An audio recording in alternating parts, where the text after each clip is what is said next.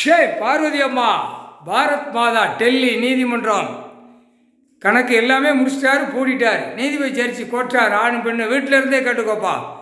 அதுக்கு கையெழுத்து போடக்கூடாது. அது சட்டப்படியாக தப்பு. 8 வாரத்தில் அடைச்சிரு அப்படின்னு போட்டது தப்பு. நீதி கேட்குறவனுக்கு இல்லை, நியாயத்தை கேட்குறவனுக்கு இல்லை, அநியாயப்பட்டு போகிறவனுக்கு அநியாயப்பட்டு போய்கிட்டு இருக்கான். அது வாயில்லாத ஜீவன். நீதி கடவுள்கிட்ட கேட்டுச்சு, எனக்கு நீதி வேணும் அப்படின்னு. கடவுள் கொடுத்துட்டார். பூமியில் செல்லோட்டமாக போகும் வரும்.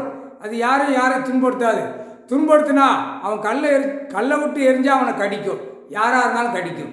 புரியா? சாப்பாடு உணவு இல்லாமல் போட்டால் கடிக்க தெரிஞ்சியும். உனக்கு சாப்பாடு மானிடப்பே இல்லைன்னா நீ யாரை கடிப்ப? உன் பொண்டாட்டி பிள்ளைய கடிப்பியா, இல்லை ரோட்டில் போகிற ஆள் உனக்குள்ளே கடிப்பியா? அதுக்கு தான் கடிக்க விடுத. கடி. சாப்பாடு உணவு இல்லாமல் கடி. பெண்ணான கடி. உனக்கு காகித பேப்பர் இல்லாமல் கடி. பூமியை பாழாக்கி வச்சிருக்க கடி. அதுக்கு கடி. எல்லாம் கடிக்கிற கடி எல்லாம் மானிட பிறவிக்கு வாயை திறந்து பேசுகிறவன கடிக்க விட்டார். இப்போ அதுதான் கடிப்பான். இவன் தான் கடிப்பான். அது வாயில்லாத ஜீவன், நாய்க்குட்டி கடிக்காது. அது எப்பயும் போல சுதந்திரமாக இருக்கும். அதுக்கு சுதந்திரம் கணக்கு ஏட்டில் எழுதிட்டார். யாரும் தொடக்கூடாது, அந்த கணக்கு எடுக்கக்கூடாது. நீதிமன்றம் கோர்ட்டில் நீ கணக்கு வச்சு நீதிபதி ஜட்ஜி நடத்தியப்பா. கோர்ட்டில் கணக்கு முடிச்சார். ஜட்ஜி யார் கையெழுத்து போடக்கூடாது. Delhi to Tamil Nadu to Delhi. முக்கால் சத்தியம் முடிச்சு பார்த்துக்கோ.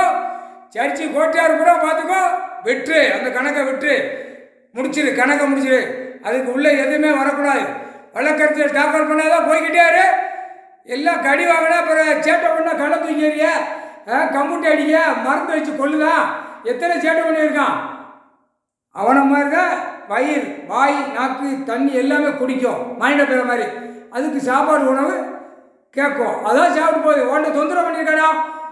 விளைஞ்ச பூமியில் பூரா 2ஆம் நம்பரை திரிச்சு காகித பேப்பர் வச்சு விளையாண்டு இருக்க. துவைச்சு விட்டுருவார். மானிட பேகலை பூரா மில்லு தொழிற்சாலை போடுறவங்க துவைச்சு விட்டுருவார். கணக்கு போட்டார்.